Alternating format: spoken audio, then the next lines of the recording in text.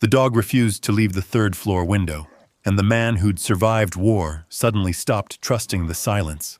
Rain hammered the broken roof as Grant shoved the swollen front door open, but Atlas froze on the threshold, staring into the darkness above.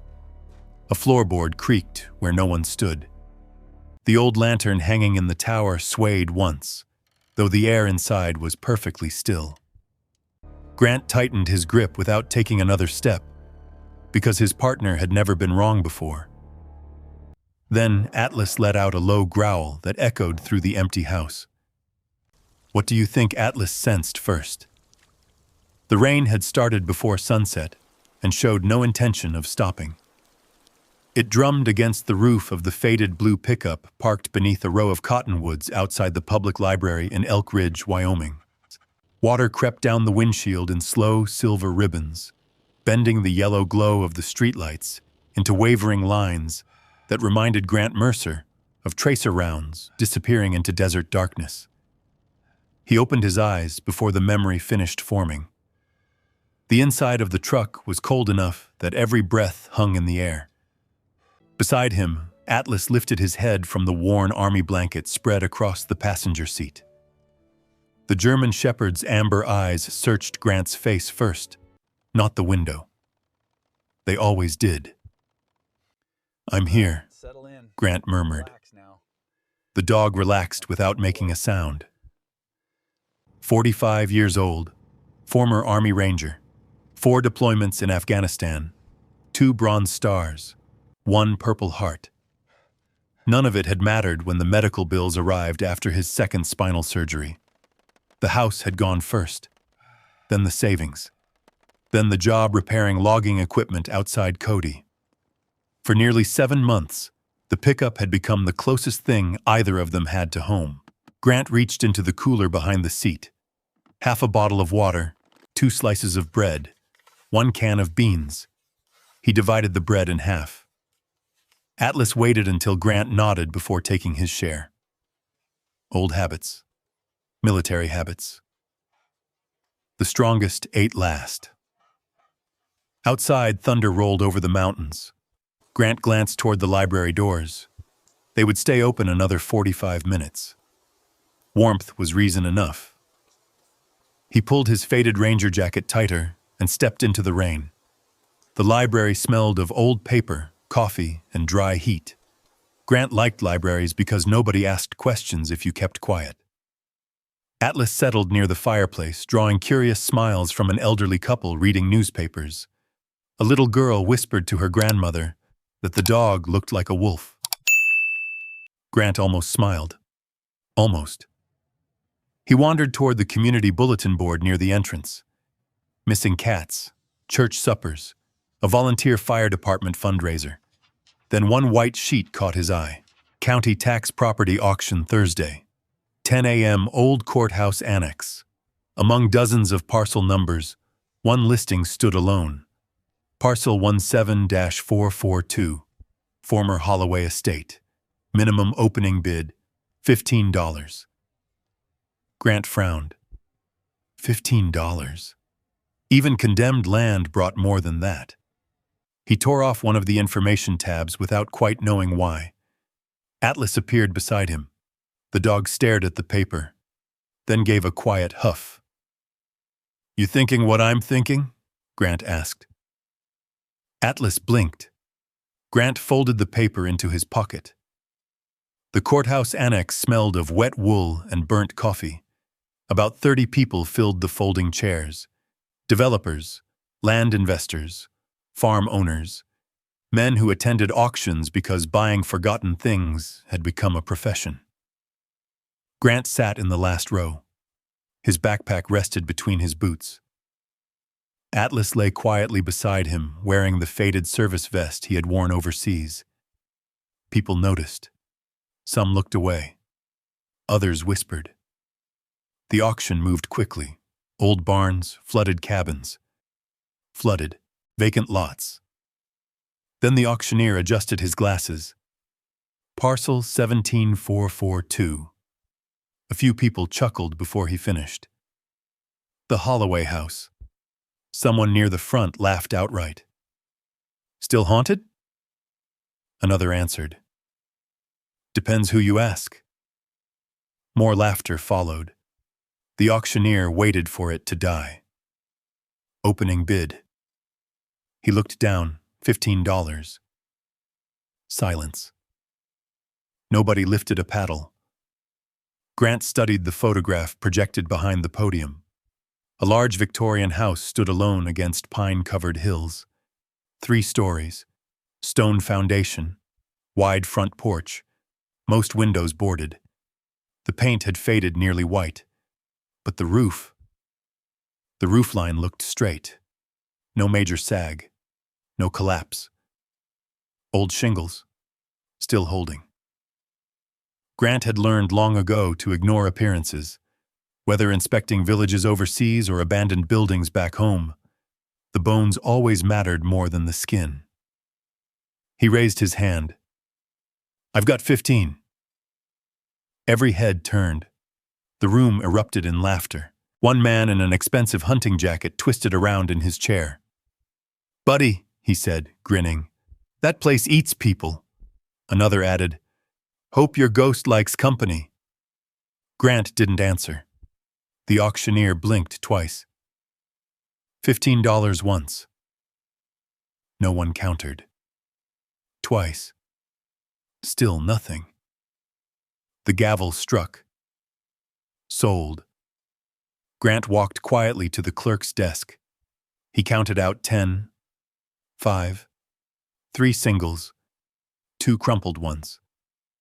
Every dollar he owned except the bus fare folded inside his wallet. The young clerk hesitated before handing over the old brass key.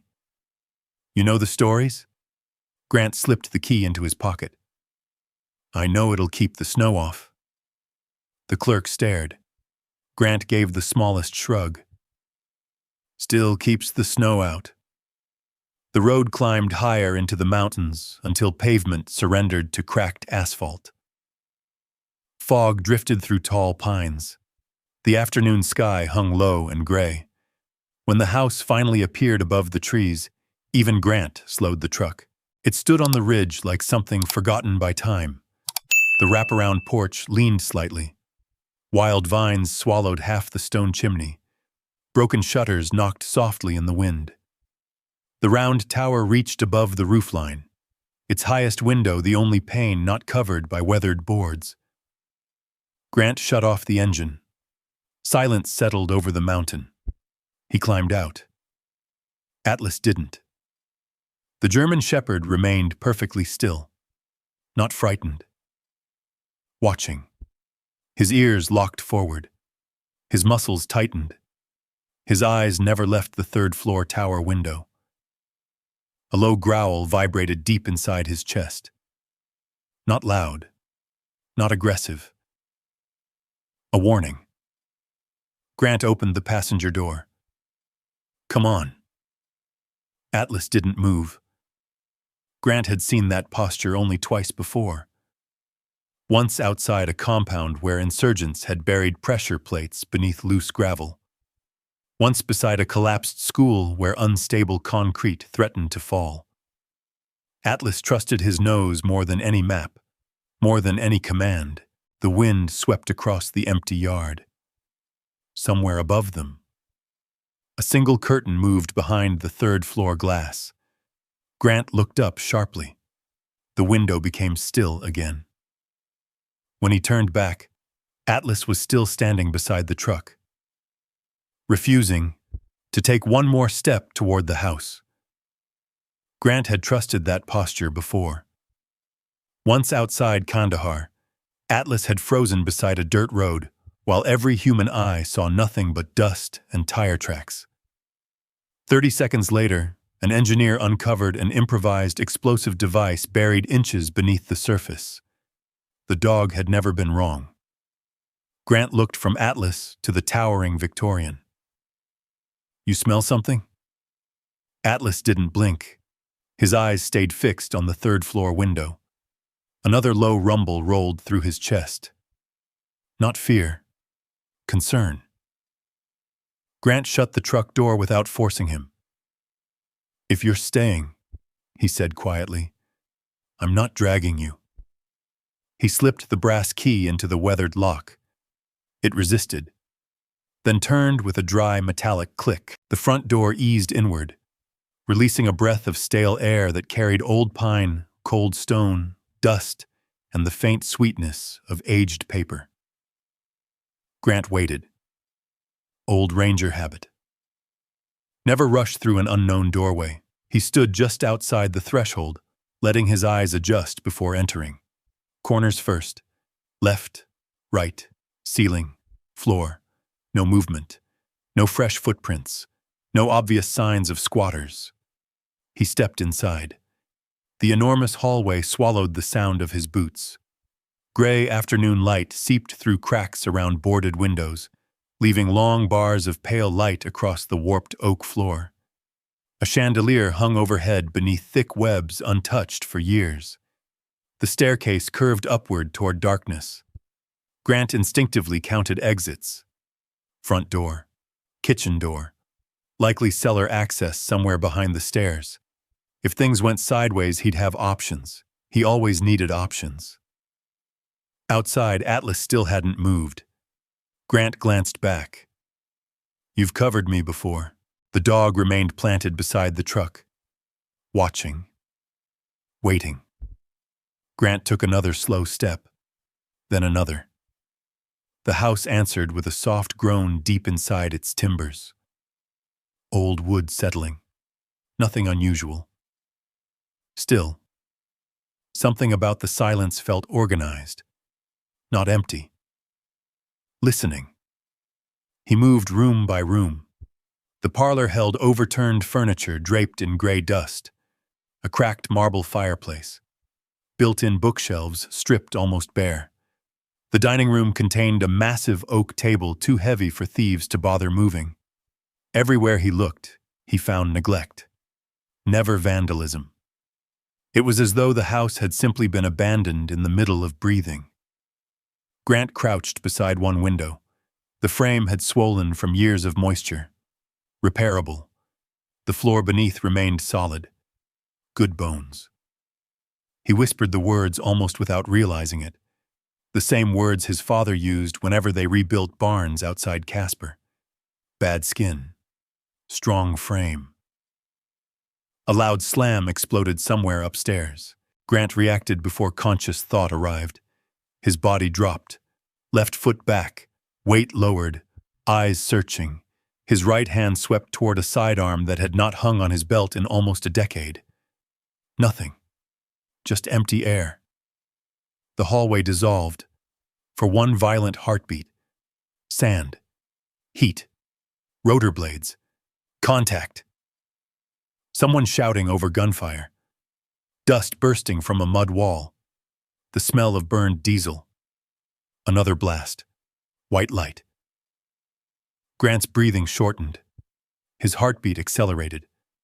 Every muscle tightened. He could hear the high metallic ringing that always came before the memories fully took over. Outside, Atlas barked. Once, sharp, commanding. The sound sliced clean through Afghanistan. Grant blinked. The hallway returned. Dust floated lazily beneath the chandelier. No explosions. No soldiers. Only an old house. He exhaled slowly through his nose. Good correction, he whispered toward the doorway. Atlas stepped one paw inside. Only one.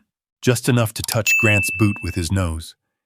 The familiar pressure lingered for 2 seconds, grounding him. Then the dog backed outside again. Grant rested one hand against Atlas's neck. I'm back. The shepherd blinked once, satisfied. Grant spent the next hour inspecting the first floor. The plumbing had frozen years ago. The electrical panel looked original. One corner of the kitchen ceiling had collapsed. Nothing surprised him.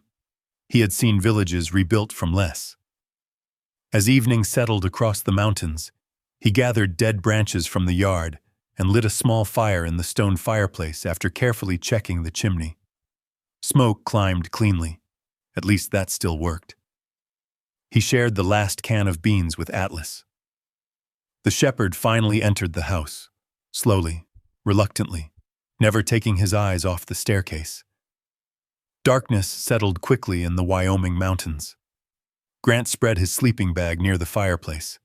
Atlas refused. Instead, he positioned himself across the bottom step, facing upward, every muscle alert. Grant noticed. "You guarding me?" Atlas didn't move. Wind rattled loose shutters. Branches scraped against the roof. The old house sighed. Grant closed his eyes. Sleep never arrived gently anymore. It came in fragments. An hour, maybe less. Then another dream. This one began with rotor blades. Again. A landing zone outside Jalalabad. Night operation. Green tracer fire. Someone yelling his name. He spun toward the sound. A heavy footstep echoed directly above him. Not in the dream. Inside the house. Grant's eyes snapped open. The fire had burned low. Moonlight stretched across the floor. Another step. Slow. Measured. Above the second floor. Atlas was already moving. Without barking. Without hesitation. He bounded up the staircase 3 steps at a time. Grant grabbed his flashlight and followed. The beam cut through the darkness. Atlas disappeared around the landing. Then stopped. Completely silent. Grant reached the second floor just in time to see the shepherd standing rigid at the far end of the hallway, blocking the staircase that climbed toward the 3rd floor. His ears stood high, his eyes locked on the darkness above, his lips barely parted. A warning growl rolled through the empty house. Soft, steady, certain. Whatever Atlas sensed, it was waiting somewhere above them. Grant killed the flashlight for a moment. Darkness settled over the hallway like a heavy blanket. He listened. Not with his ears alone, with the same quiet awareness that had kept him alive through countless patrols. Wind. Old wood. A loose shutter tapping somewhere outside. Nothing else. He switched the flashlight back on. The beam stretched toward the narrow staircase leading to the 3rd floor. "Easy," he whispered. Atlas didn't move. The German shepherd stood broadside across the 1st step, blocking Grant's path as deliberately as a soldier guarding a checkpoint. Grant crouched beside him. "What is it, partner?" Atlas's ears twitched. Then his nose lifted toward the air. The dog wasn't looking for movement. He was scenting. Grant trusted that more than his own eyes. After nearly a minute, Atlas slowly backed away from the staircase, not because whatever concerned him had disappeared, only because he had decided Grant could move again. They climbed together. Each stair complained beneath their weight. Grant tested every tread before committing his full balance. Years of mountain repairs had taught him that rotten wood often looked stronger than it was. The 3rd floor opened into a long corridor beneath the steep roofline. Doors lined both sides. Most stood half open. Moonlight leaked through cracks in boarded windows, laying silver bars across the floor. Grant swept the flashlight carefully. Left corner, right corner, ceiling, floor, clear. Halfway down the hall, Atlas stopped again. This time he wasn't staring ahead. He was looking down. The dog pawed once at the floorboards. Grant knelt. One plank had sunk slightly lower than the others. He pressed it gently with the handle of his flashlight. The board flexed, wrought. He marked the spot with a piece of blue painter's tape from his repair bag. One hazard remembered, one less surprise tomorrow. He continued toward the tower room. The door hung crooked on rusted hinges. Inside, the circular room overlooked the valley through tall windows. Most were boarded. One remained uncovered. The same window Atlas had watched from below. Grant walked toward it. Nothing. only pine trees swaying beneath drifting clouds. The curtain moved again. He frowned. No breeze reached this room. He checked the frame. The lower sash refused to budge. Then he noticed it. A narrow gap beside the casing. Cold air slipped steadily through it, enough to stir the old lace curtain. He almost laughed. "So that's your ghost?" Atlas didn't. The shepherd wasn't interested in the window anymore. He had crossed the room and stood beside the far wall, waiting. Grant aimed the flashlight. Only faded wallpaper covered in tiny blue flowers. Nothing unusual. Atlas scratched once. Not frantically, just once. Then he looked at Grant. Grant walked over. He tapped the wall with his knuckles, solid. He tapped again 2 feet farther along. The sound changed. Not hollow, different. He frowned but said nothing. Tomorrow. There would be time tomorrow. Outside, dawn began washing pale light across the mountains. They spent the next several hours inspecting the roof. Grant climbed through an attic hatch carrying only a pry bar, tape measure, notebook, and hammer. No wasted movement. Every step deliberate. Atlas followed despite the pain of squeezing through the narrow opening. Dust coated everything. The rafters remained remarkably straight for a house abandoned over a decade. Grant measured spans, original timber, old-growth pine. Someone had built this place to last. Then it happened. A sharp crack echoed beneath his boot. Training took over instantly. Weight backward, shift left. Too late. The rotten joist split. The floor disappeared beneath him. Grant's body dropped toward the ceiling below. Before he could grab another beam, 70 pounds of German Shepherd slammed into his side. Atlas hit him with every ounce of force he had.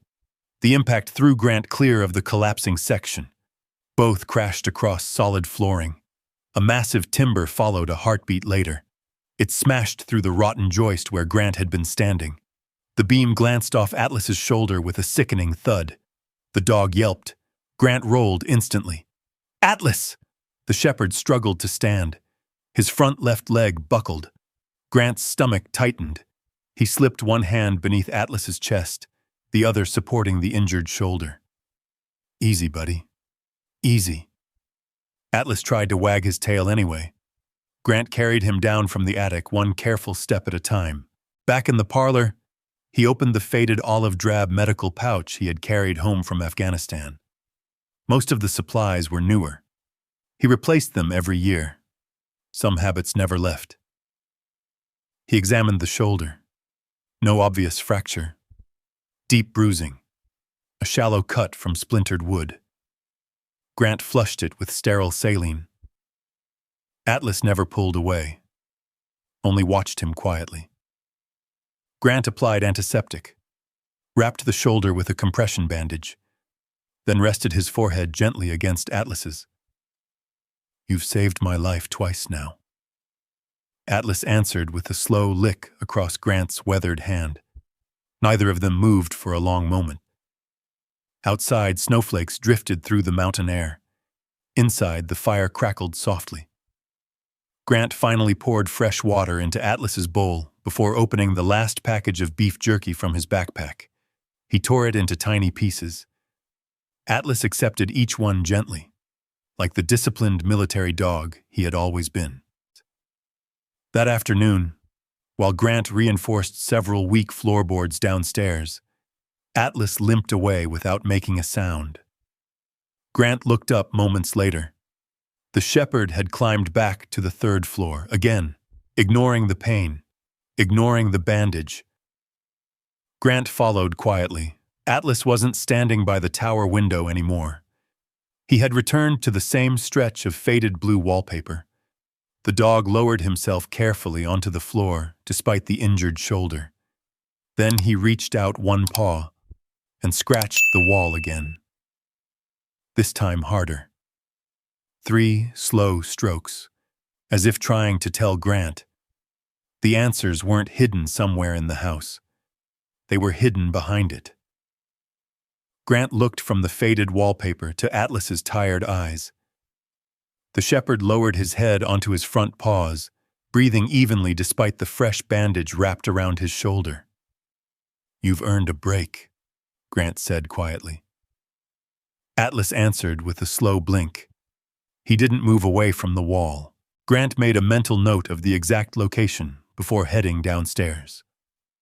Some questions demanded daylight, proper tools, and a clear head. That lesson had been carved into him long before Afghanistan. Never breach an unknown space when you're tired. The next morning, snow dusted the mountain in a thin white blanket. Grant loaded a handwritten list into his pocket. Roofing cement, heavy tarp, padlock, lantern fuel, nails, 2x4s if he could afford them. Atlas limped beside him toward the pickup, favoring his left shoulder, but refusing to stay behind. The road into Elk Ridge wound through pine forests where fog drifted low between the trees. The little mountain town looked almost unchanged from 50 years earlier, brick storefronts lining a single main street beneath weathered signs. Grant parked beside a faded building with hand-painted letters. Dawson Salvage and Supply. The bell above the door jingled softly. Inside smelled of pine lumber, machine oil, old leather, and coffee that had been sitting on the burner since dawn. A broad-shouldered woman with silver hair looked up from behind the counter. She wore denim overalls beneath a heavy flannel shirt, and her hands carried the rough strength of someone who had spent a lifetime lifting more than paperwork. "You new around here?" she asked. Grant nodded. "Just bought a place." She smiled politely. "Which one?" "The Holloway place." The smile disappeared.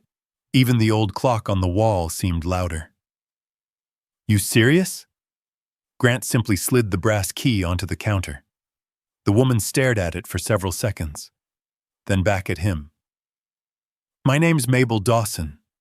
Grant Mercer." Her eyes shifted to Atlas. "And who's this handsome fellow?" "Atlas." The old shepherd sat beside Grant without a sound. Mabel came around the counter slowly and let Atlas sniff the back of her hand before scratching behind one ear.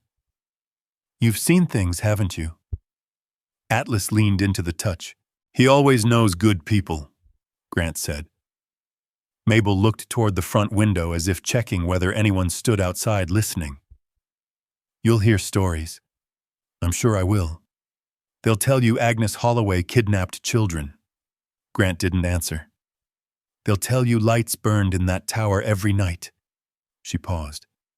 "They'll tell you voices carried through the woods."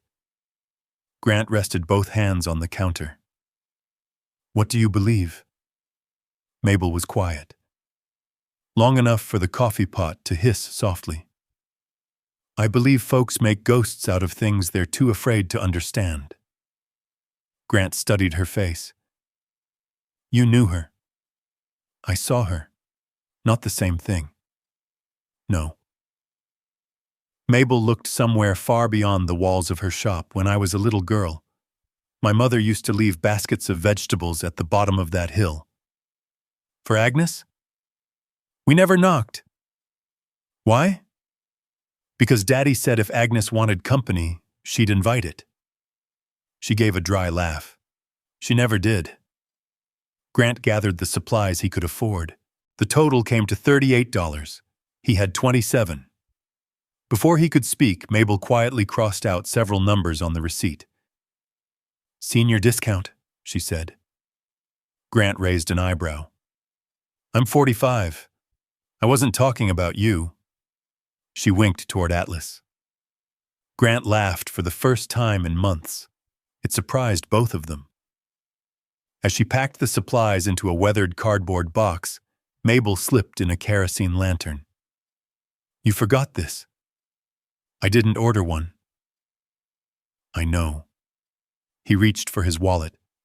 She closed his hand around it. "Pay me after your roof stops leaking." Grant looked at her for a long moment. "I don't like owing people." "You served." "So did Atlas." She nodded toward the dog. I think the two of you have already paid more than enough. Outside, a black luxury SUV rolled quietly into the gravel parking lot. It looked strangely out of place among rusty pickups and logging trucks. A man in a tailored charcoal coat stepped out. Early 60s, silver hair, polished boots untouched by mud. He smiled before speaking. Mr. Mercer? Grant turned. I am. The stranger extended a hand. Victor Sloan. Grant shook it. The grip was practiced, confident, measured. I heard someone finally bought the Holloway property. News travels fast. It usually does in a town this size. Victor glanced toward the mountain ridge where the house stood hidden beyond the pines. I'll save us both some time. He reached inside his coat and removed a business card. I'd like to buy it. Grant waited. $12,000. Silence settled between them. Mabel stopped unpacking inventory. Even Atlas had risen to his feet. You paid 15, Victor continued smoothly. I'm offering 12,000 today. Grant looked past him toward the snowy mountains, then back again. No. Victor smiled as though he had expected the answer. You should think about it. I already did. That house isn't worth rebuilding. Grant shrugged. It doesn't have to be. Victor's smile became thinner. My company has plans for that ridge. I'm sure it does. I don't enjoy seeing veterans make expensive mistakes. Grant held his gaze. I've made bigger ones. Neither man spoke for several seconds. Finally, Victor tucked the business card beneath one of the ropes, securing Grant's supply box. If you change your mind, I won't. Victor nodded once. Have a good afternoon, Mr. Mercer. He drove away without another word. Mabel watched until the SUV disappeared. Then she whispered almost to herself. He doesn't usually hear no. Grant loaded the supplies into the truck. By the time he reached the mountain again, the sun had already dipped behind the western ridge. Atlas climbed out first. His ears flattened. A low growl escaped his throat. Grant followed his gaze. Something white fluttered against the broken front gate. A fresh county notice, stapled to the weathered post. He pulled it free. Unsafe structure. Notice of condemnation review. Hearing scheduled in 10 days. Recommendation. Demolition. Grant folded the paper once, then slipped it carefully into the inside pocket of his old ranger jacket, beside the deed. Atlas stood silently at the gate, looking past the notice, past the porch, back toward the third-floor window, as though whatever waited inside had already known. They were running out of time. Grant slept lightly, not because of the condemnation notice folded inside his jacket, because Atlas never left the third floor. Twice during the night, Grant climbed the stairs carrying the kerosene lantern. Both times he found the German Shepherd lying beside the same faded stretch of blue wallpaper. His injured shoulder rested awkwardly against the floor. His eyes stayed open, watching, waiting. Grant knelt beside him. You could have picked any room. Atlas answered by touching the wall once with his nose. Then he looked back at Grant, the same look he had worn before hidden explosives. Not fear. Certainty. Morning brought sharp mountain sunlight and air cold enough to sting Grant's lungs. Coffee heated slowly over the fireplace while he unfolded the county notice again. 10 days. He folded it away. Deadlines had never scared him. Unknowns did. He climbed upstairs carrying a tape measure, carpenter's pencil, framing square, flashlight, and notebook. Old habits. When a building didn't make sense. Measure it. He started outside. The eastern wall stretched 74 feet from corner to corner. He wrote the number. Inside, the third-floor hallway measured barely 58. Grant checked again. Same answer. He frowned. 16 feet. Missing. He walked the hallway once more, counting strides, checking each doorway. The tower room should have connected naturally with the rest of the floor. Instead, the corridor simply ended. Too soon. He stood motionless. Atlas limped beside him and quietly sat in front of the wallpaper. Grant looked from the dog to the hallway, back toward the tower. The geometry didn't lie. Somewhere beyond that wall, there was space. He tapped gently with the handle of his hammer. Solid. Solid. Solid. Then, thunk. Not hollow exactly, but different. The sound carried less weight. Grant marked the spot with his pencil. He moved 2 feet left. Solid again. Back to the mark.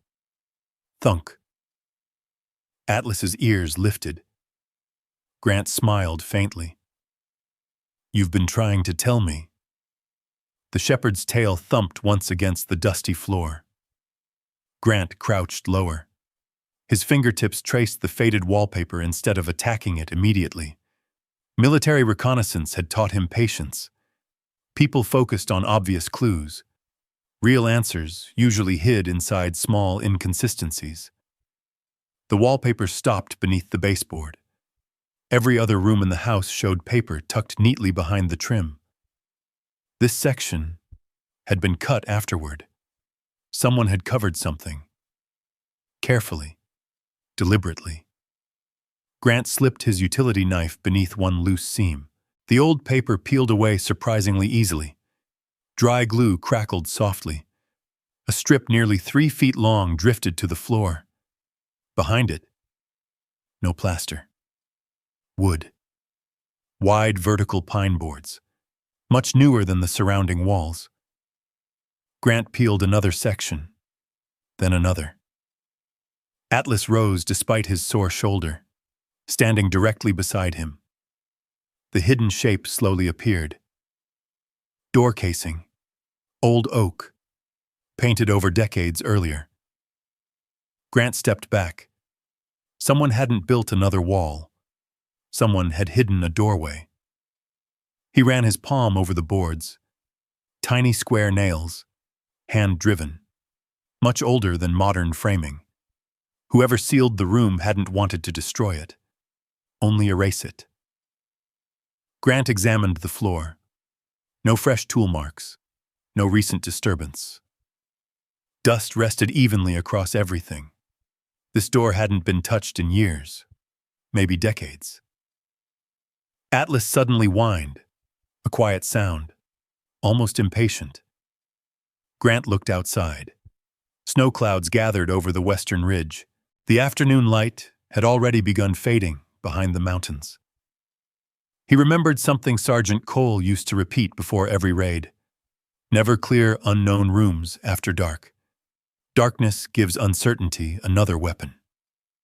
Grant rested the pry bar against the wall. Tomorrow. Atlas stared at him. I know. The shepherd didn't move. Grant sighed. You disagree. Atlas lay back down in front of the hidden doorway, refusing to leave, almost standing guard. That evening, Grant repaired the front porch post until moonlight replaced daylight. Fresh timber, lag bolts, temporary support. One problem solved, 20 more waiting. Inside, he heated canned stew over the fire. Atlas barely touched his food. Instead, the dog climbed upstairs again. Grant followed, carrying the lantern. Atlas had resumed his silent watch before the concealed door. Grant leaned against the opposite wall. You think somebody's still in there?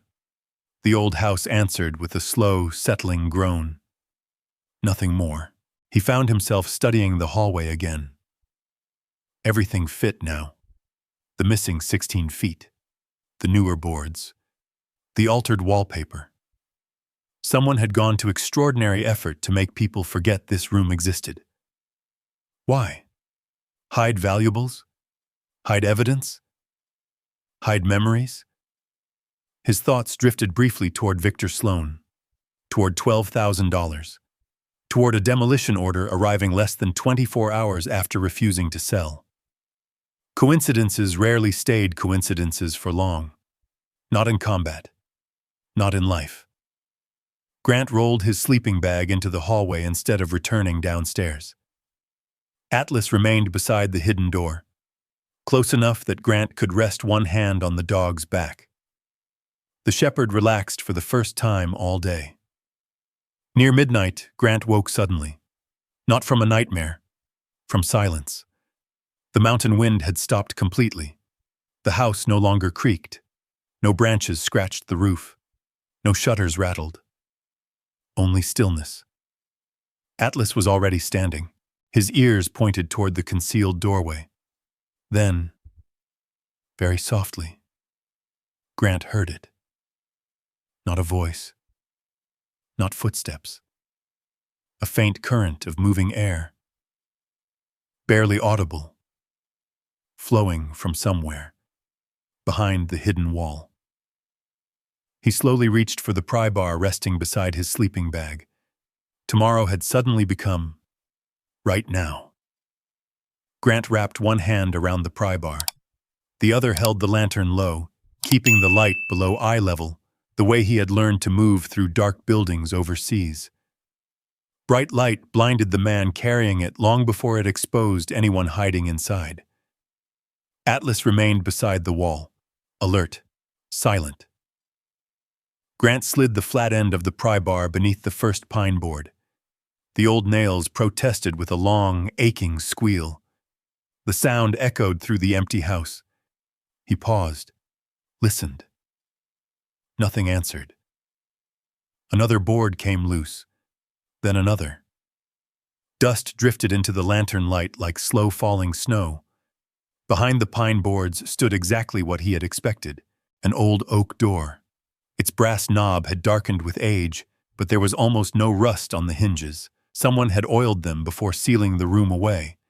Not abandoned, preserved. Grant brushed decades of dust from the frame. Atlas stepped closer until his shoulder touched Grant's leg. "You ready?"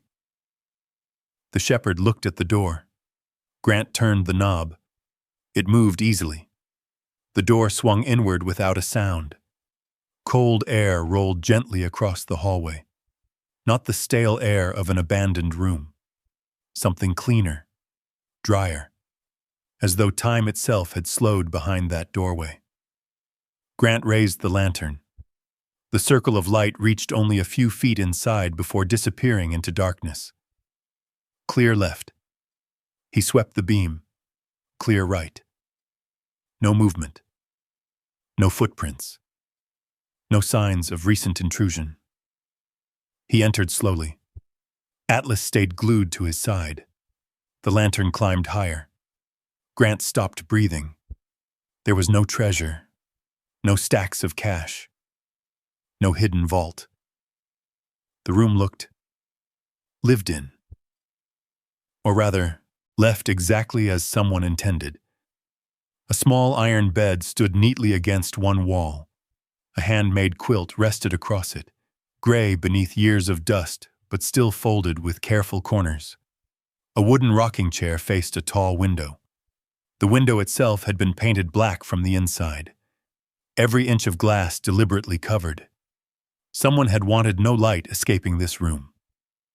Bookshelves lined two walls from floor to ceiling, not filled with books, filled with wooden boxes, dozens, then hundreds, everyone carefully labeled, first names, dates, years, Emma, 1974, Jacob, 1982, Sarah, 1991, Michael, 1968. Some labels had faded until only fragments remained. Others looked almost new. Atlas walked past everything else. He ignored the bed, ignored the rocking chair, ignored the shelves. Instead, He stopped before an old oak writing desk beneath the painted window. His nose rested gently against the edge. Grant followed. A thick, leather-bound journal lay in the center, unlike everything else.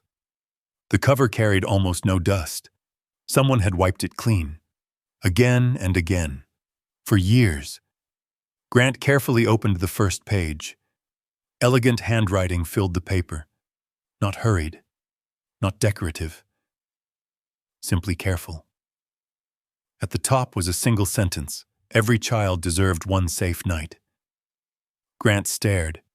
He turned the page. Another entry. November 12th. Boy.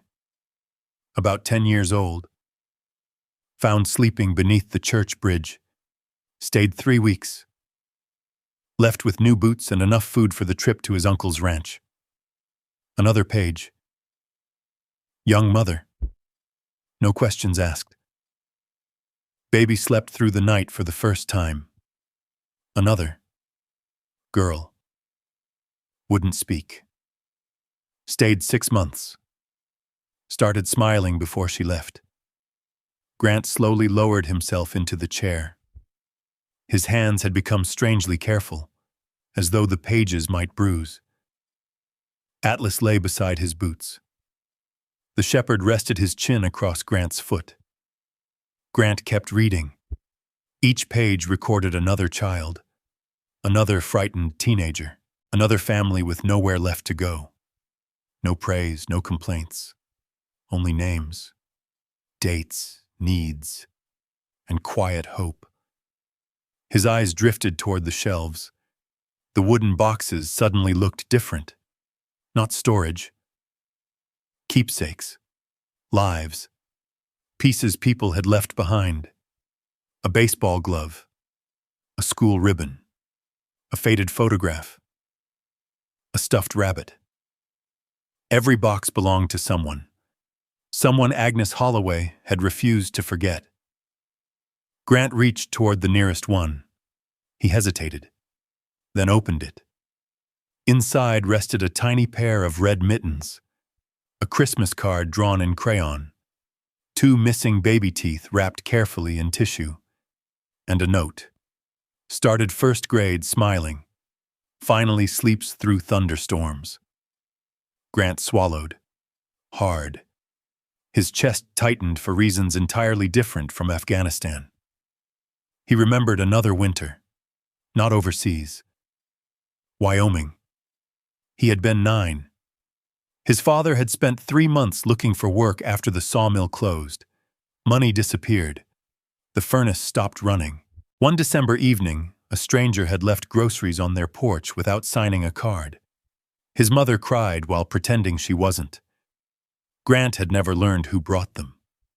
He suddenly wondered, how many strangers had quietly saved lives without anyone ever knowing? Atlas lifted his head. The shepherd looked toward the painted window. Grant followed his gaze. He scratched gently at one corner with his thumbnail. Black paint flaked away. Behind it, morning sunlight spilled through old glass. Warm, golden, alive. For the first time in years, light entered the hidden room. Grant looked back across the shelves. Hundreds of names, hundreds of stories, hundreds of children. The town had whispered for decades that Agnes Holloway stole children. The truth felt infinitely heavier. She had been sheltering them, quietly, secretly, for years. He closed the journal carefully, not because he was finished reading, because he suddenly understood. He wasn't holding the history of one old house. He was holding the reason someone had wanted the room forgotten. Atlas leaned against his leg. Outside, wind swept softly through the pines. Inside the hidden room, the first rays of morning touched the rows of wooden boxes, and for the first time in many years, none of them sat in darkness anymore. Grant left the hidden room only after the morning sun had climbed over the eastern ridge. Before closing the concealed door, he looked back one last time. The shelves, the boxes, the journal resting on the oak desk. Nothing had changed. Yet everything had. He carefully pulled the hidden door shut, but left the pine boards stacked neatly against the hallway wall. No more hiding. Not anymore. Atlas waited beside him. The shepherd's bandaged shoulder looked stiff, but his eyes were brighter than they had been since arriving. Grant rubbed the dog's neck. "You found it." Atlas leaned against him. Not proudly, simply as though the mission had reached its first objective. The next 3 days became routine. Grant worked from sunrise until darkness. Roof first, then porch supports, broken windows, leaking gutters. He attacked every problem the same way he had once planned patrol routes. Never chase 10 objectives. Complete one. Move. Complete the next.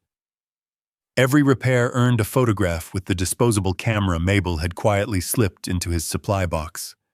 Evidence mattered, especially when someone wanted your work erased. The condemnation hearing was now only 7 days away. Victor Sloan returned on the 4th morning.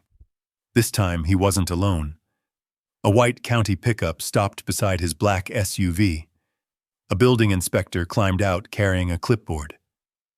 Grant watched from the porch without saying a word. Atlas stood beside him, hackles raised. Victor smiled pleasantly. "Morning, Mr. Mercer." Grant nodded once. The inspector introduced himself before beginning a slow walk around the property. He photographed cracked masonry, measured the porch, checked the chimney. Never once stepped inside. Grant noticed. Observation. Always observation. The inspector wasn't looking for reasons to save the house, only reasons to condemn it. Victor wandered toward the porch. "I see you've been keeping busy." Grant sanded a porch rail without looking up. "Trying." Victor folded his hands.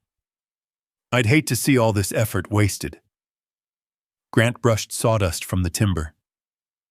"Funny." "What is?" "You sound like you've already read the decision." Victor's smile held. "I've simply attended enough hearings." Grant met his eyes. "So have I." Victor tilted his head. "I wasn't aware the Army handled zoning disputes." "They don't." Grant stood. "They teach you how to recognize when someone's shaping the battlefield before the fight begins." For the first time, Victor's smile paused, only for a second. Then it returned. "I hope you're wrong." He walked back toward his SUV. Grant watched him leave. Atlas never stopped watching until both vehicles disappeared below the ridge. That night, snow began falling again, heavy, wet. Grant reinforced another section of roof before climbing down in darkness. Atlas suddenly froze near the back fence. His ears locked forward. One sharp bark. Then he ran. Grant grabbed his flashlight. "Atlas!" The shepherd disappeared into the trees. Grant followed. Years of ranger training returned without effort. Flashlight off. Let his eyes adjust. Move with the terrain. Stay below the ridgeline. The snow carried fresh footprints. Not deer. Boots. Someone had crossed behind the property less than an hour earlier. Grant crouched. The prints stopped beside the woods. Atlas growled somewhere ahead.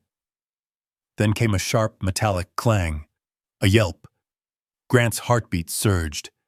"Atlas!" He sprinted through the pines. The flashlight beam caught the shepherd struggling near a fallen log. A length of rusted rebar protruded from the snow. Atlas had crashed into it while chasing whoever had fled. Blood stained the white ground beneath his flank. Grant dropped to one knee. His breathing stayed calm. Hands steady. Pressure first. Find the wound. The metal hadn't pierced deeply, but it had sliced through muscle along Atlas's side. Grant wrapped the injury tightly using his field dressing. The shepherd whimpered once, then tried to stand. No. Grant slid both arms beneath him. I've got you. Atlas weighed nearly 80 pounds. Grant carried every one of them, over fallen timber, across icy ground, down the mountain trail, 2 miles, without stopping. The veterinary clinic sat on the edge of town with only one light burning. Dr. Emily Foster opened the door before Grant reached the steps. She took one look at Atlas. Bring him in. No paperwork, no questions, only action. Grant stood beside the operating table while Emily cleaned the wound. 12 stitches. She glanced at him. He was lucky. Grant stroked Atlas's head while the dog rested under mild sedation. He usually makes his own luck. Emily smiled gently. He made yours too, judging by these old scars. Grant looked down. Atlas's gray muzzle rested peacefully against the blanket. I owe him more than I can repay. No. Emily tied the final stitch. You just keep showing up. Near dawn, Atlas finally fell asleep. Grant sat beside him in the quiet examination room. Emily had left coffee on the counter without interrupting the silence. Grant reached into his jacket for the condemnation notice. Instead, his fingers touched something else. A folded page. It had slipped from the journal while he was reading in the hidden room. He carefully unfolded it. Different handwriting. Same careful ink. The heading read simply, Final Records. Grant frowned. This wasn't another diary entry. It looked like a list. Names, years, notes. He read the first few, then stopped. His eyes narrowed. Somewhere farther down the page, one name had been underlined decades ago. Grant couldn't yet make out the faded ink beneath the crease. He unfolded the page completely. Atlas stirred weakly on the table. Outside, first light touched the snowy mountains. Grant leaned closer. Whatever Agnes Holloway had written on that final list had survived all these years waiting for someone to read it. Grant carried the folded page to the window where the early light was strongest. The paper had yellowed with age, but the ink remained surprisingly clear. Each line followed the same quiet pattern. A first name, a date, a destination. Sometimes only a single sentence. Sent to an aunt in Idaho. Found work at the sawmill. Joined the Navy. Graduated nursing school. Married. 3 children. Agnes had never written about herself, only about what became of the people who had walked through her door. Grant slowly followed the entries down the page. Near the bottom, one line stopped him cold. Victoria Ann Sloan, arrived April 1961. 17 years old, 7 months expecting. Stayed until the boy was born. Left with her family before summer. The next line had been added years later in shakier handwriting. Her son grew into a builder. He never knew where his first home was. If this page survives me, give the truth back to him. Grant read it again, then a third time. The room around him seemed to grow quieter. Victor Sloan. Not Victoria. Her son. The wealthy developer who had spent years trying to tear down Holloway House had entered the world inside it. Grant folded the page carefully. His fingers had become unusually gentle. He had carried classified intelligence overseas. Maps, coordinates, names that could redirect entire operations. This single sheet felt heavier than any of them. Atlas stirred. The shepherd opened his eyes slowly, still groggy from medication. Grant rested a hand on his neck. You picked the right house. Atlas's tail thumped weakly against the blanket. Dr. Emily Foster stepped back into the room carrying fresh bandages.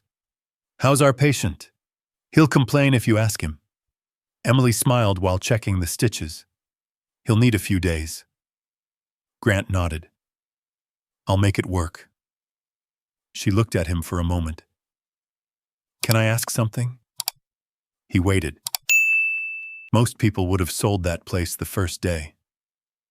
Grant glanced toward Atlas. "I've seen enough buildings come down." Emily followed his eyes. "This one feels different?" "It isn't the house, but what is it?" Grant thought about the shelves, the boxes, the journal, then quietly answered, "Somebody spent 60 years proving strangers mattered." Emily didn't ask another question. By afternoon, Atlas insisted on walking, slowly, carefully. The climb back to the mountain took nearly twice as long. Every few hundred yards, Grant stopped so the shepherd could rest.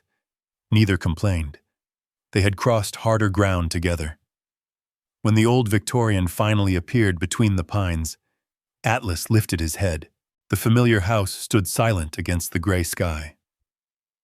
Grant unlocked the front door. Nothing had been disturbed, yet something felt wrong. Not dangerous. Observed. He instinctively scanned the rooms. Corners, windows, ceiling lines. A ranger's mind never truly retired. Outside the back porch, he noticed fresh tire tracks in the melting snow. Too new. Not his truck. Too wide for Mabel's pickup. Grant crouched. Deep tread. Expensive all-terrain tires. Victor's SUV. He hadn't come to buy. He'd come to look. That evening, Grant climbed to the hidden room alone. Atlas settled beside the doorway despite the soreness in his side. The shepherd refused to leave the entrance unguarded. Grant opened Agnes's journal again. He searched for April 1961. Several pages later, he found it. A frightened young woman, sent by a pastor who trusted silence more than institutions. Healthy baby boy, strong lungs. Mother cried when she left, promised she would come back. She never could. At the bottom of the page, Agnes had added another sentence years later. "He builds homes now. I hope one day he learns he first found shelter here." Grant closed the journal. He leaned back in the old chair.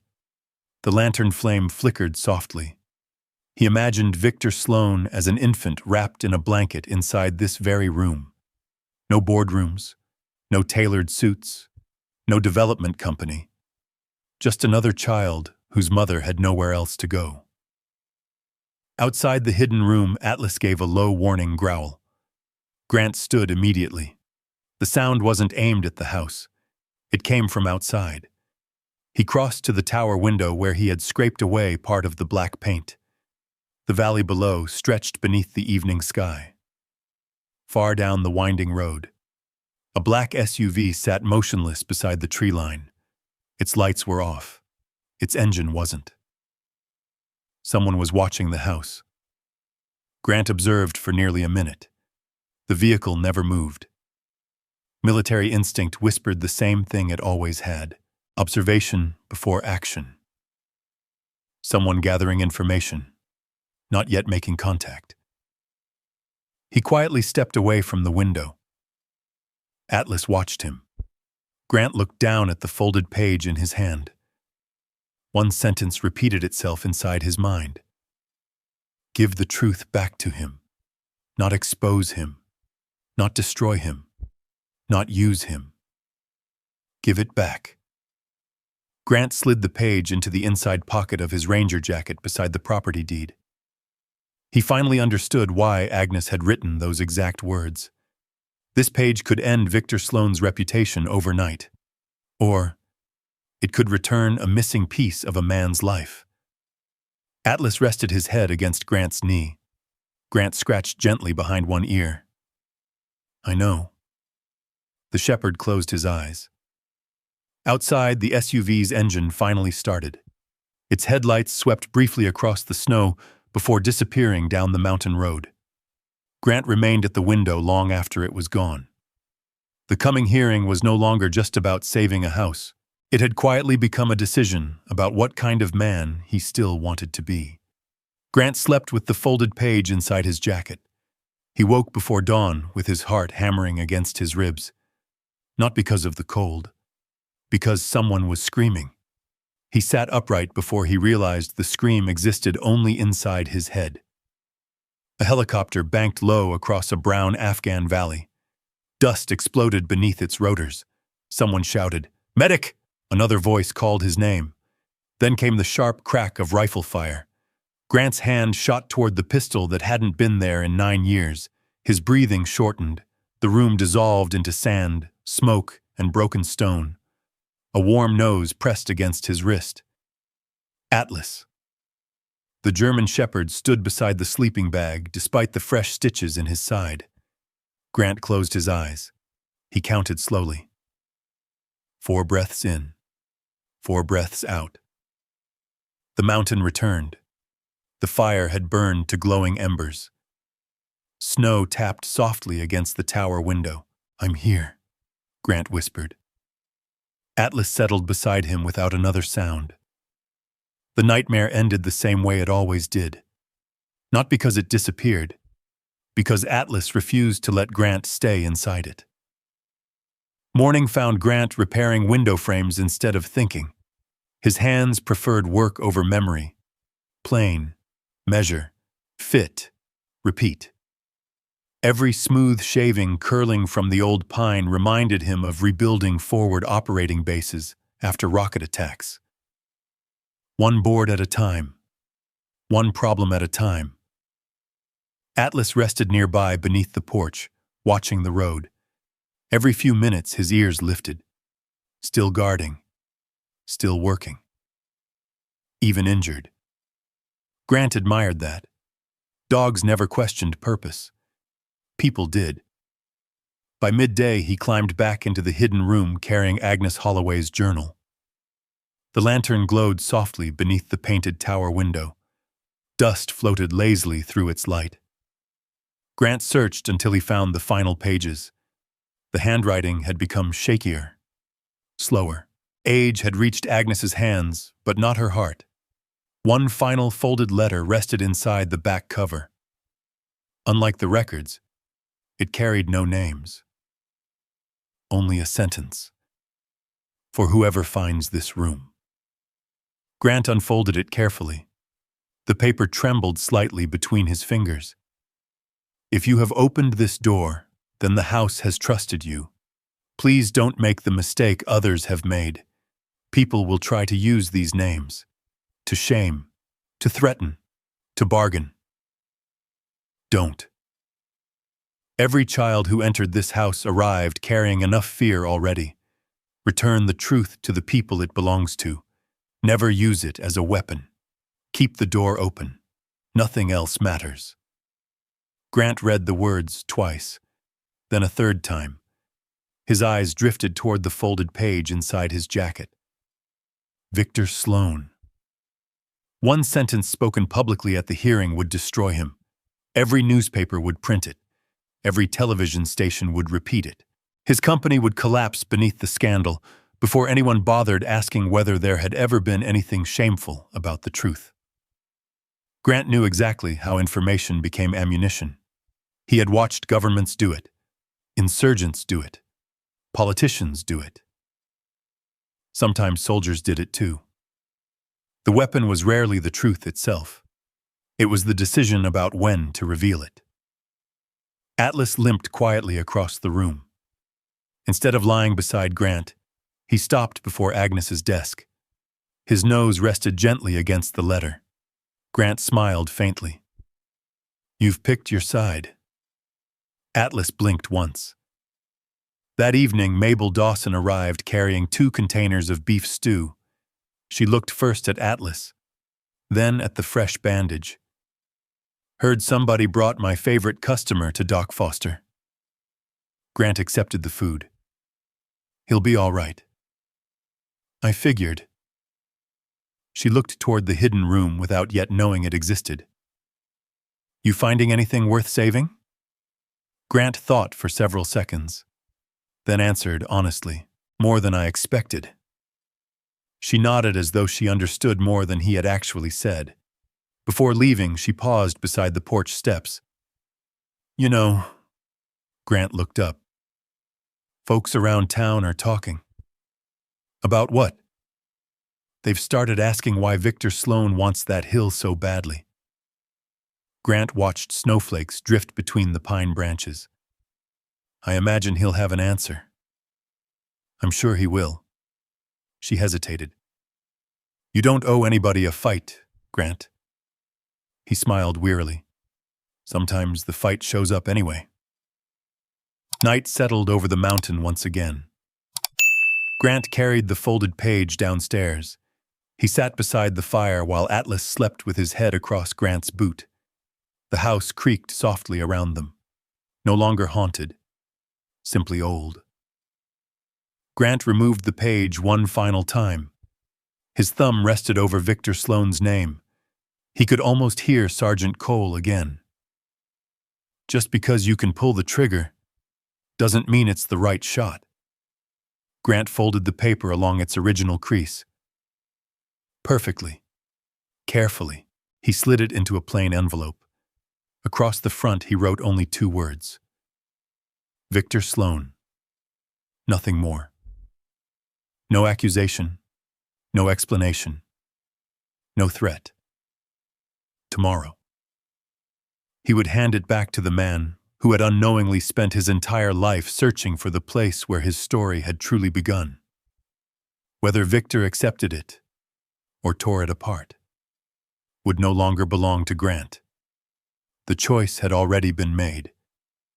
Outside, Atlas suddenly raised his head, not growling, not barking, simply listening. Headlights climbed the mountain road, a single vehicle, moving slowly toward the house. Grant stood, envelope still in his hand. The hearing was tomorrow morning, but someone had decided not to wait. The headlights stopped just beyond the broken gate. Grant set the envelope on the mantel and reached for the flashlight. Not because he expected violence, because old habits refused to die. Atlas was already on his feet despite the stitches along his side. His ears pointed toward the driveway. His body remained relaxed. No growl, no warning bark. Grant noticed. If Atlas wasn't alarmed, neither was he. A single figure stepped from the darkness. Victor Sloan. No attorney, no county officials, no polished speech prepared for an audience. Just one man standing beneath the porch light with snow gathering on his shoulders. Grant opened the door. Neither of them spoke for several seconds. Victor finally broke the silence. I couldn't sleep.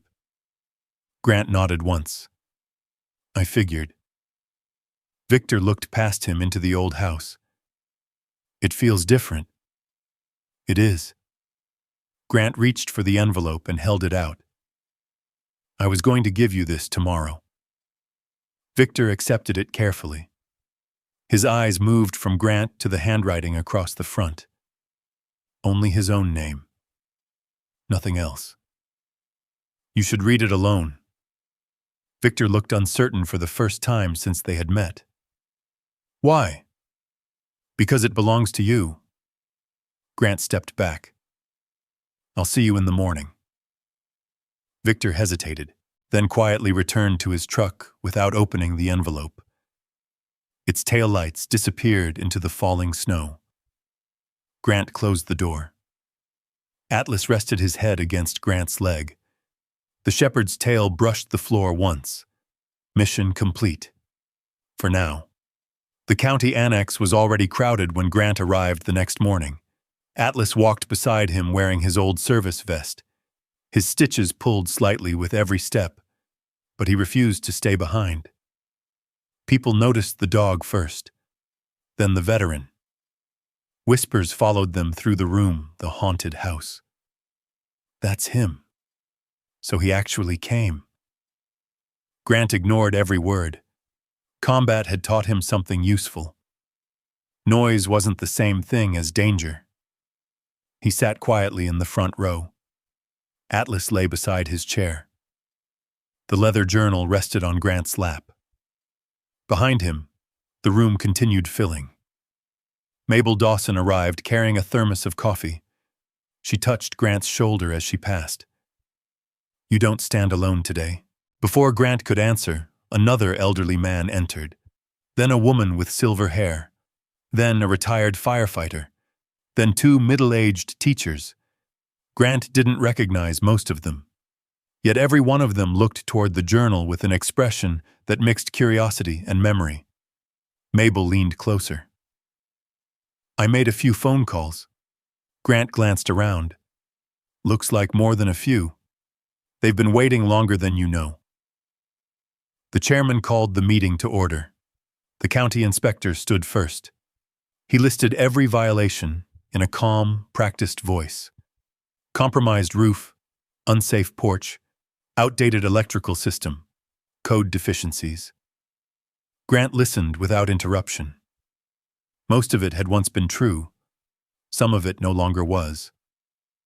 Photographs of Grant's repairs circulated among the commissioners. Temporary roof stabilization, structural reinforcement, secured entrances, progress, real work. Then Victor Sloan stood.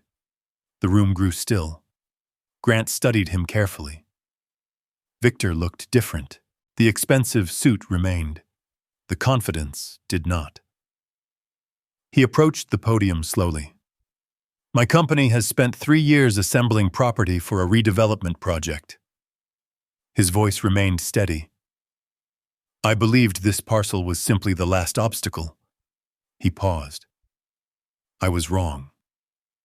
Several commissioners exchanged glances. Victor continued.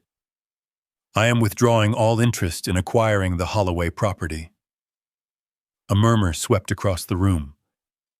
"My company will not pursue demolition." His attorney looked stunned. Victor didn't acknowledge him. Grant lowered his eyes. He already knew why. The chairman turned toward Grant. "Mr. Mercer, do you wish to speak?" Grant stood. His knees reminded him of every parachute landing he had ever made. The journal felt heavier than it should have. He opened to the first page. His voice remained quiet. Not dramatic. Simply honest. Every child deserved one safe night. Silence settled over the room. Grant read several entries. A frightened teenager. Twin brothers. A young mother. A runaway. Nothing embellished. Nothing exaggerated. Just names. Dates. Simple acts of kindness. He closed the journal. For decades, he said, people believed Agnes Holloway hid terrible secrets inside that house. He looked around the room. They were right. Another pause. The secret was that she never stopped opening her door. No one moved. Grant continued. She kept children alive long enough for the rest of their lives to begin. From the third row, an elderly woman slowly stood. I stayed there. Her voice barely rose above a whisper. Winter of 1973. She sat down. A retired firefighter stood next. Summer of 1980. A teacher rose. 2 months, then another. And because of those 2 months, I finished high school. One by one they stood, never giving speeches, only a year, sometimes one sentence. Enough. The room transformed quietly. The haunted house became something else, not through argument, through memory. Grant looked toward Victor. The developer remained seated, head lowered, hands folded tightly together. Finally, he stood. My mother never told me where I was born. The room fell completely silent. Victor's voice caught for the first time. Last night, someone gave that story back to me. He looked directly at Grant. I spent years trying to erase the place that first saved my family. He swallowed. I didn't know, no one spoke. Victor turned toward the commission. I will personally pay every dollar of the outstanding taxes on that property." He looked around the room. Not to own it, to honor it. The chairman removed his glasses. The inspector slowly closed his folder. After a long silence, the chairman spoke. "The commission recommends conditional restoration rather than demolition." The vote that followed was unanimous. Grant closed his eyes briefly. Beside him, Atlas leaned gently against his leg. For the first time since Afghanistan, Grant realized he was no longer bracing for the next explosion. He was simply standing in a quiet room, watching strangers choose mercy. Grant had spent years believing battles ended with someone losing. That was how Afghanistan had taught him. Someone advanced, someone retreated, someone came home, someone didn't. But as people slowly filed out of the county annex, there was no cheering, no victory, only quiet conversations. Old men shook hands with strangers. Women embraced people they had not seen in decades. The haunted house on the hill had somehow become everyone's story. Atlas leaned against Grant's leg. His tail brushed the worn carpet once. Grant reached down and scratched behind his ears. "You picked the right house." Atlas blinked as though he'd known that from the beginning. The following morning, Victor Sloan walked into the county clerk's office carrying a certified check. $4,286. Every dollar of unpaid taxes. The young clerk who had handed Grant the rusted key only weeks before stared at the amount before looking back up. "You want your company's name on the receipt?" Victor shook his head. "No." "The property's still Mr. Mercer's." The clerk hesitated. "You understand none of this gives you ownership." "I know." Victor signed the receipt. "For the first time in my life," he said quietly, "I'm paying a debt that belonged to my family long before I was born." Snow lingered across the Wyoming hills for another week. Then volunteers started arriving. Nobody organized them. Nobody advertised. One pickup appeared Monday morning carrying reclaimed lumber. Another arrived Tuesday with windows salvaged from an old church. Wednesday brought a retired electrician named Earl Donovan. I heard somebody finally decided this place deserved another chance. Grant offered to pay him. Earl laughed. "You can buy lunch. That's about all." Grant smiled for what felt like the first time in months. Deal. The work settled into a rhythm, just like patrols once had. Every morning Grant made a list. Roof, plumbing, windows, heat, one objective at a time. No shortcuts. No wasted movement. Atlas supervised every inch of it. Despite the stitches in his side, he limped from room to room inspecting each repair. If a stranger climbed onto the property carrying lumber, Atlas sniffed their boots before quietly stepping aside. If someone walked too close to the hidden room upstairs, he followed without making a sound. The shepherd still understood what needed protecting. Some nights Grant woke anyway. A loose shutter slammed against the siding. His eyes opened instantly, heart racing, for one terrible second. The old house became a compound outside Kandahar. The wind became rotor blades. The furnace settling beneath the floor became distant mortar fire. His hand reached automatically toward a rifle that no longer existed. Atlas was already there. A warm nose pressed gently against Grant's wrist. The dog never barked, never startled him, only waited. Grant's breathing slowed. The room slowly became a bedroom again, not a battlefield. He rested his forehead against Atlas's. "Stand down." The shepherd sighed and settled back onto the rug. By morning, Grant realized something unusual. He had fallen asleep again, without another nightmare. It was the first uninterrupted night he'd had in years. Mabel Dawson transformed the old kitchen before anyone noticed. One afternoon, Grant came downstairs smelling fresh bread. The enormous cast-iron stove glowed with steady heat. Soup simmered quietly. Coffee filled the room with warmth stronger than the fire itself. "You planning to feed the whole county?" Grant asked. Mabel never looked up from kneading dough. "Looks that way." People began staying after work. Not because anyone asked, because nobody wanted to leave. Stories surfaced naturally. A retired deputy admitted Agnes had once hidden a runaway boy inside the cellar while an abusive father searched the property. A school principal confessed she'd quietly sent frightened teenagers toward the hill for years, pretending she knew nothing afterward. Each story made the house feel less abandoned, more remembered. Victor came only on Saturdays. He arrived in faded jeans instead of tailored coats.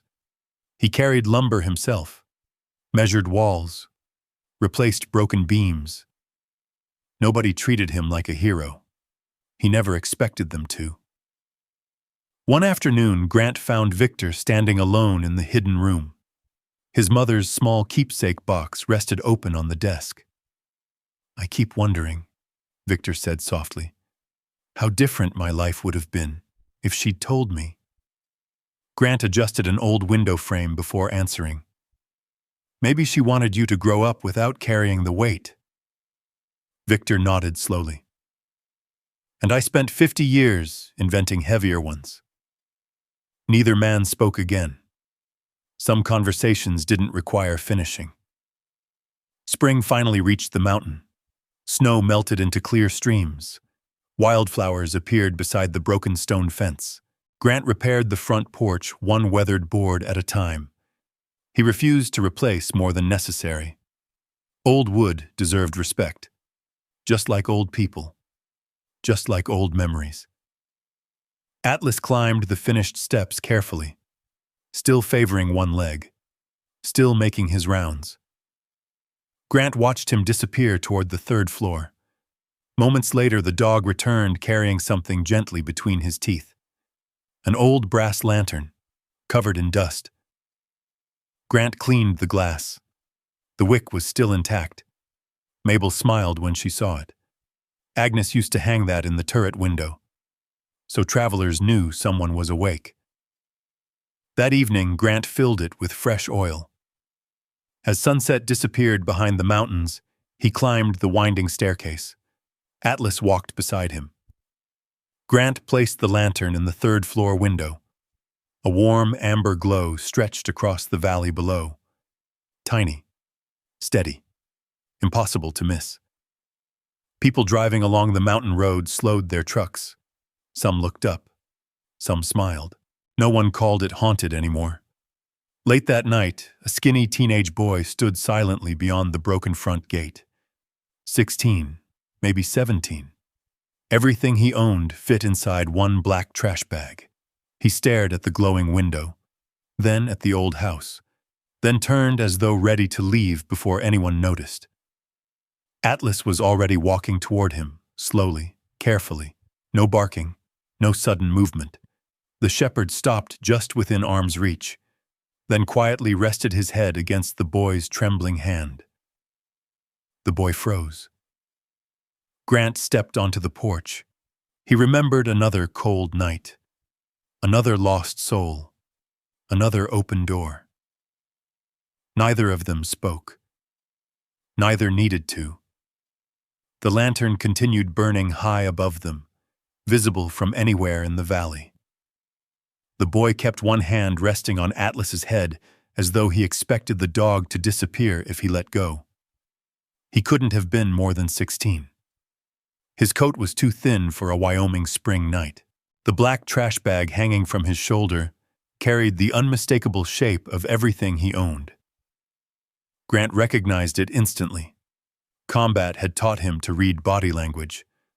Homelessness had taught him to recognize exhaustion that went deeper than sleep. The boy's eyes never stopped searching. Windows, doors, tree line, escape routes. Grant knew that look. It belonged to people who had survived by expecting disappointment. "My name's Grant," he said quietly. The boy hesitated before answering. Eli, you hungry? Another pause. Finally, one small nod. Grant stepped aside from the doorway. Then come inside. No promises, no speeches, just 4 simple words. Atlas turned first, walking slowly toward the warm kitchen without ever looking back. He somehow knew the boy would follow. He always did.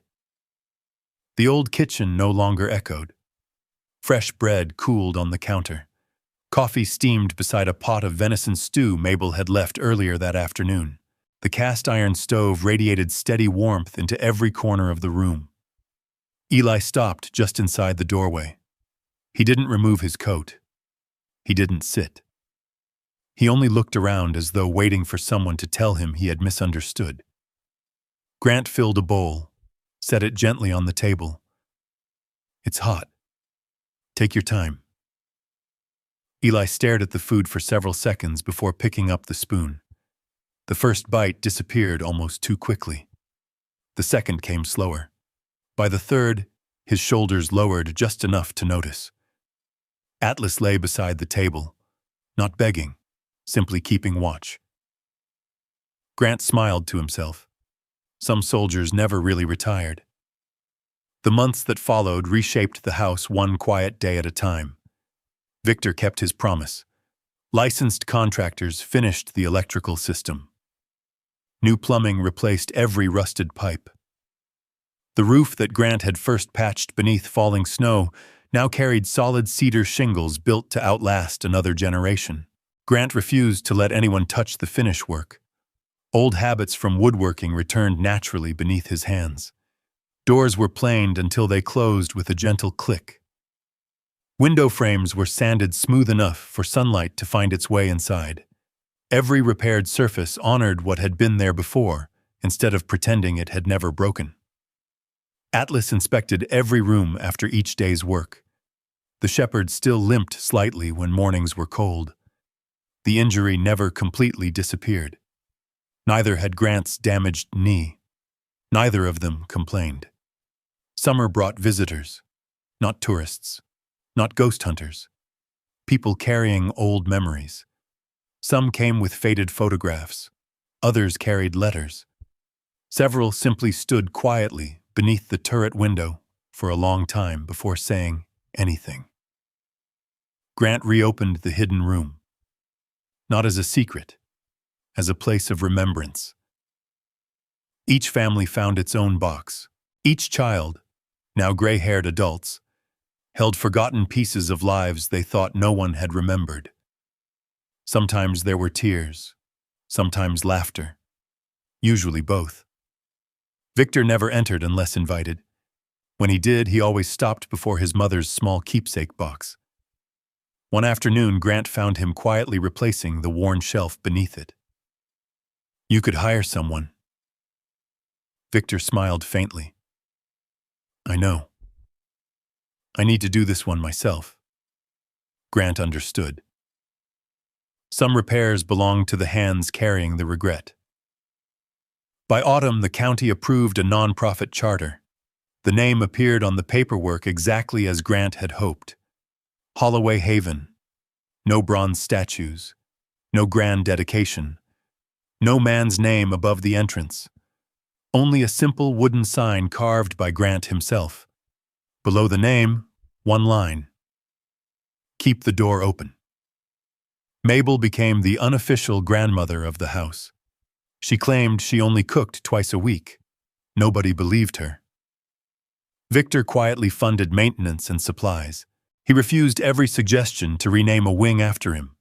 This place carried my family long before I ever carried it. That's enough. Grant accepted veterans referred through local organizations. Young adults aging out of foster care arrived too. Not many. Just enough that every empty bedroom slowly found purpose again. No one was asked to explain their worst day, only whether they wanted breakfast. Atlas appointed himself the official welcome committee. Every newcomer received exactly the same greeting. A slow approach, patient eyes, one gentle nudge beneath a trembling hand. People trusted the dog before they trusted the house. Grant thought that made perfect sense. Trust had to begin somewhere. One evening, Eli wandered into Grant's workshop. The old Army veteran was restoring a broken oak chair. Wood shavings curled across the floor. The scent reminded Grant of the small repair shop his father had owned decades earlier. "You gonna throw that away?" Eli asked. Grant looked up. "The chair?" It looked beyond saving. Grant turned the chair over in his hands. "I've heard that before." He handed the teenager a block plane. "Every piece of wood tells you where it's still strong. You just have to slow down enough to listen." Eli took the tool awkwardly. Grant adjusted his grip. Not correcting. Teaching. Atlas watched from the doorway, tail resting against the floor, quietly satisfied. The first snow returned exactly 1 year after Grant had walked into the county auction with $15 in his pocket. He climbed to the turret room just before sunset. The lantern waited beside the window. He trimmed the wick, filled the reservoir, lit the flame. Outside, the valley slowly disappeared beneath fresh snow. Far below, headlights wound through the mountain road. Some drivers glanced toward the hill. Every one of them could see the warm amber light. Grant rested one hand on the window frame. Atlas stood beside him. Older now, a little slower, still watching, still faithful. Grant remembered sleeping inside an old pickup truck with nowhere left to go. He remembered believing that buying a haunted house had simply meant finding shelter from another Wyoming winter. Instead, he had found a mission. Not one assigned by the Army, not one written inside operational orders, one chosen. Freely. Behind him, laughter drifted upward from the kitchen, Mabel arguing over pie, Victor helping Eli stack firewood, 2 veterans debating football beside the fireplace. Life, ordinary life, the kind so many people spent years searching for without realizing it. Grant looked once more across the valley. The lantern reflected softly in the old glass. It no longer warned travelers away from haunted ground. It welcomed them home. Atlas leaned gently against Grant's leg. Grant rested his hand on the shepherd's scarred neck. Neither of them needed words. Some promises were stronger in silence. Outside, snow continued falling across the Wyoming mountains. Inside, the light remained steady. The door remained open.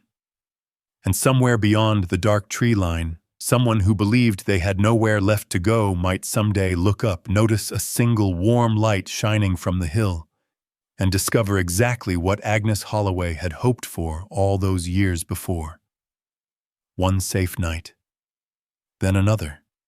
Then a life rebuilt. If this story touched your heart, leave a 1 in the comments to let everyone know that kindness still matters. And if you've ever believed that one person or one loyal dog can change a life, leave a paw as well. I'd love to see how many of us are here together. Don't forget to subscribe and turn on notifications, because the next story is already waiting, and it may remind you that hope often shows up when the world has stopped looking. Until next time, take care of the people who stand beside you, and never underestimate the quiet power of a door left open.